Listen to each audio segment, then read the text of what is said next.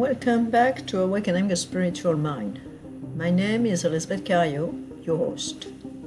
If you have been following the journey so far, you know that part 3 has been all about integration, moving from insight to embodiment, from knowing into being.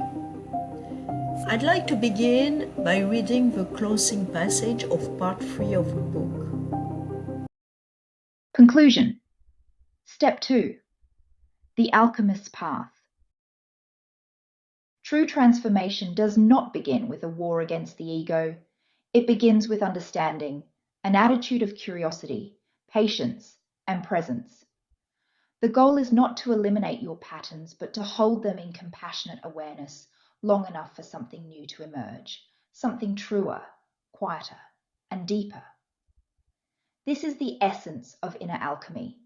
Choosing presence over impulse, reclaiming energy once trapped in old loops, and making conscious choices instead of reacting automatically. As you continue this journey, remember, the ego is not your enemy. The nervous system is not your obstacle. It is your compass. And energy always follows attention. That is why it matters where and how you place your attention.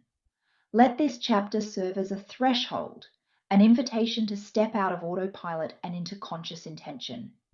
It is a call to lead from presence rather than protection, and to redirect the energy once bound in survival strategies toward creative, intentional living. You are not here to suppress your emotions. You are here to understand what your body already knows. You are here to become an active collaborator in your own unfolding rather than a passive puppet of outdated psychological programs. Yet this transformation is not meant to remain confined to your inner world. In the next part, we will explore how internal alignment leads to external action, how presence matures into ethical responsibility, and how inner freedom translates into outer impact. Because integration does not happen in isolation. It takes root in relationship, in engagement, and in participation with the world around you. You do not awaken for your own sake alone. You awaken in order to act differently, to respond more wisely, and to bring coherence between your inner truth and your outer life. We do not merely liberate ourselves. We begin to move through the world with integrity, listening more deeply, loving more courageously, and serving more consciously. And that too is part of the path. What this passage reminds us is simple but radical. The ego is not the enemy. Think of your inner work up to now as tending a fire. At first, you only notice the smoke, the stress, the reactions, the beliefs that keep looping. And then you start to see the flames, your patterns, your nervous system, your protective ego. The temptation is try to extinguish it all. But transformation is not about putting the fire out. It's about learning to tend it. When you hold your patterns with compassion, you start to reclaim energy that was once trapped in defense. You redirect it into creativity, into presence, and conscious action. This is the alchemist's path. Instead of pushing emotions away, you listen to what they are pointing to. Instead of seeing your nervous system as fragile, you recognize it as your compass. Instead of judging your ego for showing up, you notice what it is protecting, and you thank it before gently choosing another response.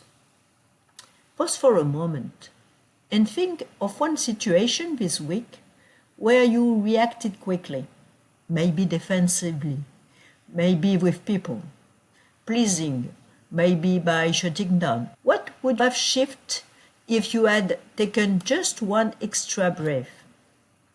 One extra moment to say, I notice this is happening and I still get to choose.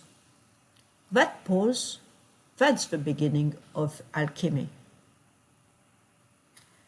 Let's now step into the next movement of a journey, part 4. Return with fire. Part 4. Return with fire. You have descended into yourself. You have walked the terrain of your inner world, traced the contours of your beliefs, confronted old wounds, and reclaimed hidden wisdom. You have met the alchemist within. But your journey did not stop there. In the previous part, we also looked outward, at the structures that shape human experience, the collective stories we inherit, and the cultural cycles that define our times. You began to see not only who you are, but where you are, as a soul embedded in a larger field of meaning. Transformation, after all, is not only personal, it is contextual. And the deeper your inner clarity, the more sharply you perceive the outer world and your role within it.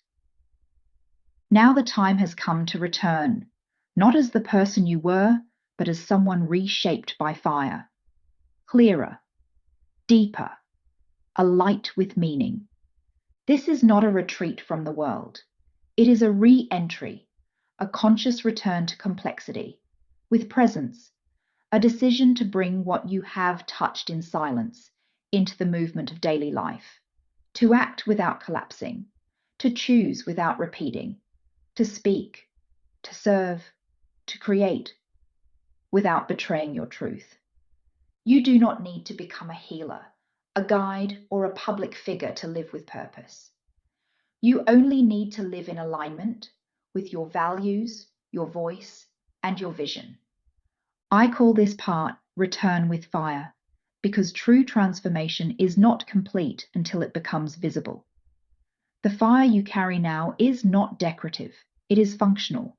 It clarifies your path, it illuminates your choices, it warms the spaces you enter. It burns away illusion and calls forth right action. And this fire matters beyond your personal evolution, because every act of integrity, every step taken in coherence, is part of something larger, a reawakening of soul in a fragmented world, a quiet revolution, one conscious life at a time. In the chapters ahead, we will explore how to cultivate and embody spiritual intelligence, the capacity to live from soul in the midst of ordinary life. Align your mind, heart, and body into coherent presence. Lead, relate, and create from your essence, not from fear, habit, or performance. Honor the sacred without leaving the ground.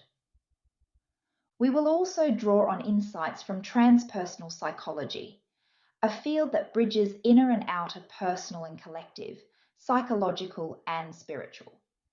Because integration is not measured in insight, it is measured in embodiment, in how you speak, how you decide, how you hold complexity, in your ability to move through the world with your fire and not get burned. Let us begin. The path continues, this time with your inner flame lighting the way. What does it really mean to return with fire? It means you don't stay forever in introspection. You don't linger endlessly in analysis or healing work. At some point, the insights you have gathered inside have to move outward into words, choices, and embodied presence. Integration is not complete until it becomes visible, until it shapes how you speak to your partner, or you handle conflict at work, or you care for your body, how you show up in your community. Maybe that looks like saying no when your old belief loop would have made you say yes, even if your voice shakes. Maybe it means choosing silence before replying to a critical email, giving yourself the dignity of one more breath before reacting. Maybe it shows up as bringing a little more empathy into a difficult conversation, or moving through your day with more awareness of your body, your breath, and your presence. Fire here is not aggression. It is not about intensity for its own sake. Fire is clarity, it's coherence, it's the light that burns away illusion and leaves only what matters. Fire doesn't need to shout to be powerful, it simply radiates. And here's the paradox. This fire is deeply personal. It is your unique flame, and yet it's never only about you.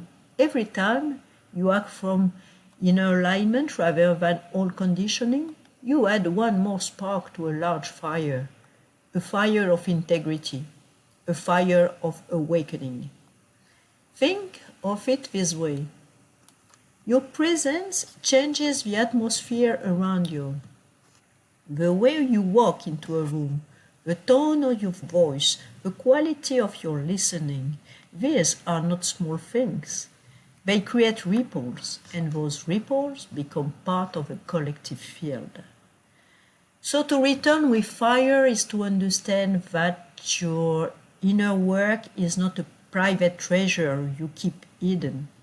It's a gift you carry back into the world, a quiet revolution that unfolds not through grand gestures, but through consistent, soul-led actions, one conscious choice at a time. That's why part 4 of this journey takes us directly into the world. It asks, how does your fire move? How do you embody it in your relationships, your leadership, your creativity, or your service? How do you keep your inner flame alive when the world around you pulls you back into distraction or fear? Because in the end, awakening is not about retreating from life.